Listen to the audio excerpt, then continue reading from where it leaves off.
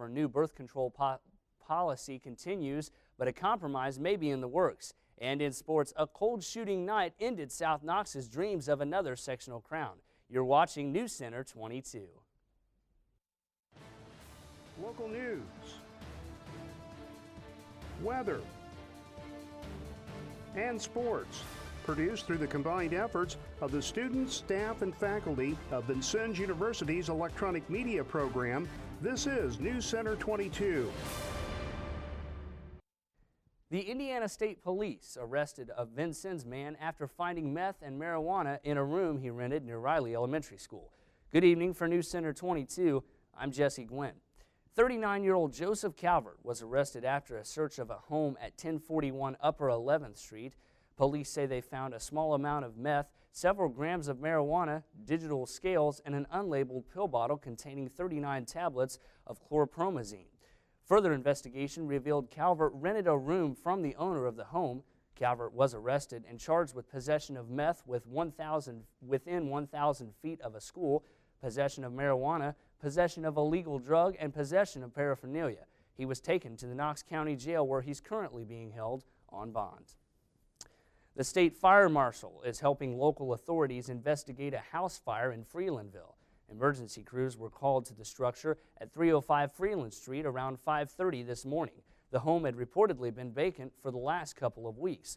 Freelandville Fire Chief Patrick Reynolds says his department was assisted by Bicknell firefighters, and they found the home fully engulfed in flames when they arrived.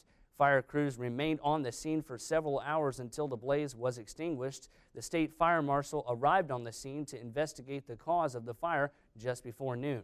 Reynolds says the names of the property owners are not being released pending the investigation. Reynolds said there was one minor injury to an EMS worker who fell down at the scene. Indiana's Supreme Court is hitting the pause button on fines levied against House Democrats in the right-to-work battle while it reviews the issue.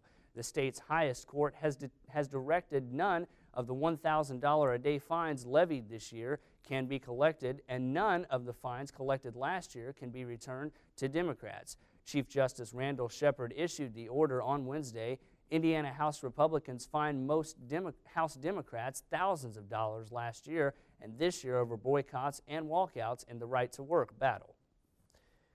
3 organizations face workplace violations in the stage rigging collapse at the Indiana State Fair that killed 7 people and injured dozens. The Indiana Occupational Health and Safety Administration says the Indiana State Fair Commission failed to conduct a proper life safety check. IOSHA said the commission received inadequate weather information and didn't have the right plan to evacuate the premises. The International Alliance of Theatrical Stage Employees, Local 30, was cited for 4 violations, 3 serious and 1 deemed not serious. Mid-America Sound Corps was cited for 3 knowing violations. IOSHA issued fines against all 3 organizations. Hoosier Economic Analysis are still tallying receipts from Super Bowl 46. They've been saying Indianapolis could end up seeing more than $155 million in economic impact. But what exactly does economic impact mean? Financial analyst Peter Dunn says it's about the extra money that businesses actually made as a result of catering to the Super Bowl crowd. Dunn says that money helps firms stay in business, pay its workers, and maybe even hire additional workers. He says it's also about overtime employees. The overtime employers ended up paying workers as a result of Super Bowl-related work. Dunn says it's the ultimate impact is what it'll end up meaning for the Indianapolis and Indiana brands. The city of Indianapolis and state of Indiana got a lot of free advertising in the media. Dunn says this attention will surely result in more conventions, firms, and even people from other states relocating to Indiana. An Indiana legislator says he wants to prohibit school bus fees from being charged for taking students to and from school because some families can't afford such fees. Legislators are considering banning the fees after protests from parents in a suburban Indianapolis district who last fall had to start paying fees of at least $40 a month per child for bus service. The Senate committee is expected to vote next week on the bill. An Army Ranger completed a long journey by foot Wednesday. Corporal Corey Smith ran 565 miles from his base in Georgia to Indianapolis after serving 2 tours of duty over the past few years. He ran to rejoin his wife and young daughter, who moved to Indiana in September after struggles in their marriage. Smith also partnered with the group Gallant Few, which helps veterans transition from the military into civilian life using mentors. You know, I was told that the best way to get through a difficult situation is by reaching out and helping someone else whenever they're going through a difficult situation. And then eventually your problems aren't going to seem like problems anymore. The run through 4 states took more than a month. And still to come on News Center 22, religious leaders are speaking out against a proposed policy change that would require them to provide birth control. We'll have the latest. And President Obama is excluding several states from the No Child Left Behind Act. Find out more when we return. Stay with us.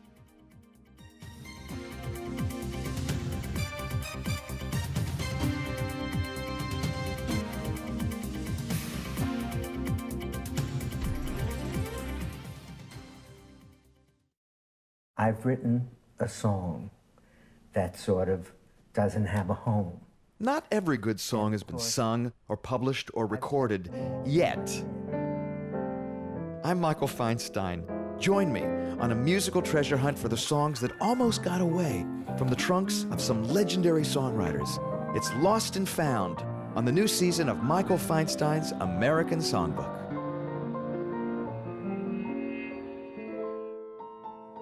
America's musical home front is jumping. Throughout World War II, popular music provided emotional solace and patriotic inspiration to Americans at home and abroad, with big bands and movie stars joining forces to entertain the troops.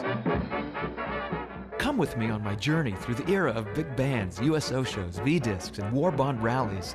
In Best Band in the Land, Episode 2 of Michael Feinstein's American Songbook.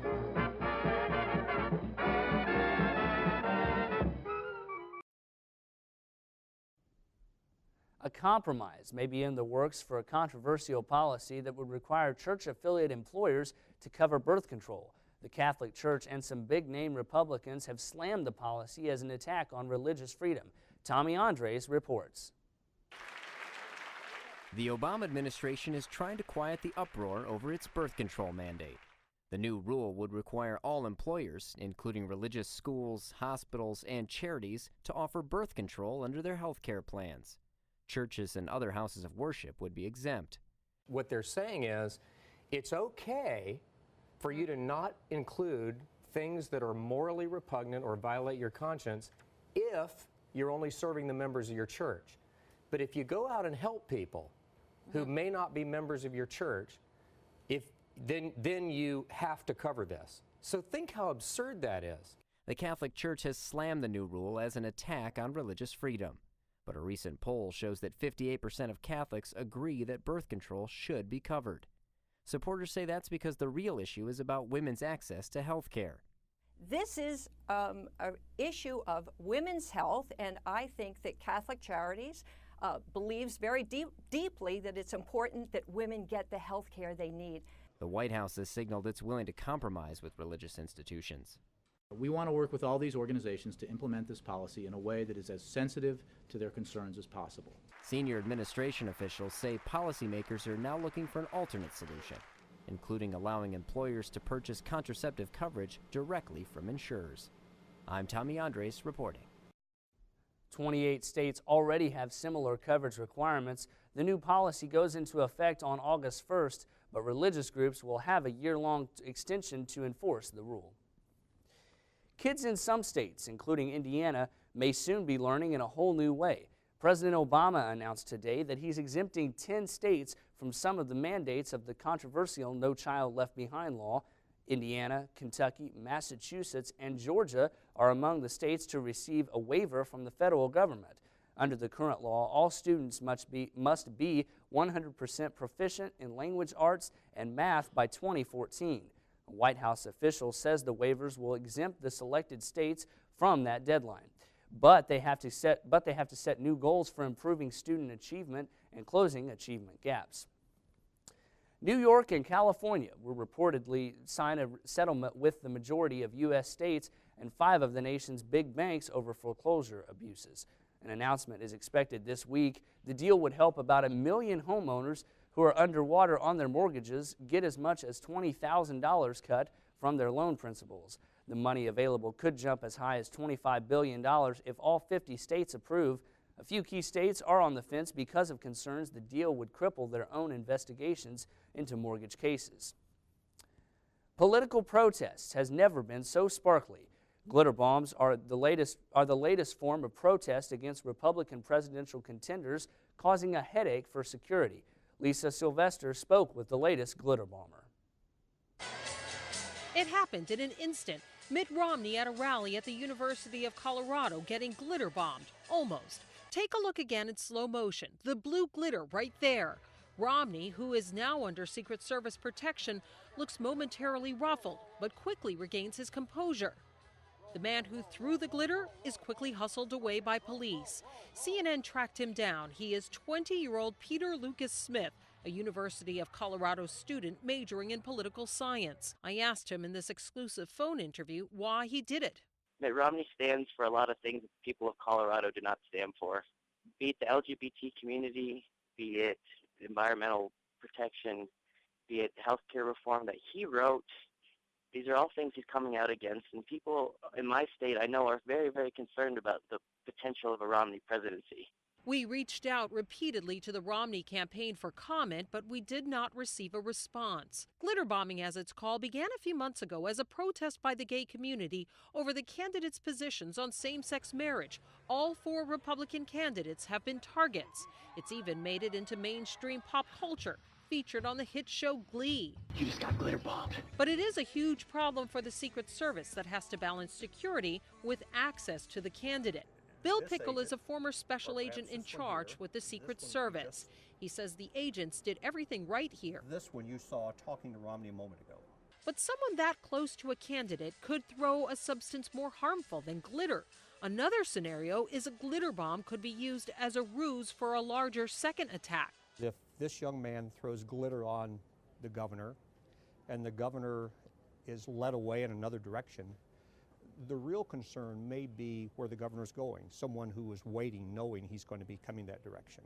And that would be the person the Secret Service has a real concern with. Peter Smith is adamant that he never intended to hurt Romney. He says he was detained for 5 hours by Denver police and questioned by Secret Service and released. Asked if he had any regrets, Smith worried whether this will be a permanent mark on his education and future. But he says he was raised to be politically engaged. Civil disobedience was something I grew up with on my bookshelf since the age of 7. I understand the importance of standing up. When you see an injustice happening and you feel like you need to speak, I've always thought that's very strong and very important to me. Peter Smith was ticketed for disturbance and conducting an unlawful act on school grounds. He faces a $6,000 fine and up to 6 months in jail. He also faces the possibility of expulsion from the University of Colorado at Denver. Americans love their movies and their movie theater snacks, but a new report looks at how certain treats can take a toll on your waistline, not to mention your wallet. Karen Kafa has today's Consumer Watch. It's Oscar season, and for many that means a trip to theaters to see nominees on the big screen. The new issue of Consumer Reports looks at the nutrition of some popular movie snacks, and the results are pretty scary. It's definitely the calories, it's the fat, the sodium. We found that you can get a day's worth of calories and fat from just 1 tub of buttered popcorn and a large soda. So that's more than 2,000 calories, more than 65 grams of fat. Bigger may be better for a box office blockbuster, but not for you at the concession stand. The Consumer Reports tally found that the largest size buttered popcorn at major movie chains could reach as many as 1,591 calories. Cheese nachos as high as 907, pretzels and cheese as many as 1,056, and non-diet soda reaching almost 700. You can't bring your own food to the movie theater, but you can control your portions. Downsize on the extras, too. Opt for things like plain popcorn. We found that you could save about 20% of the fat and calories when you skip the butter. Go for water instead of soda. I know it's not as much fun, but your waistline will thank you. Consumer Reports also suggest eating a meal before you get to the theater, so those jumbo-sized snacks don't seem so alluring. For Consumer Watch, I'm Karen Kafa.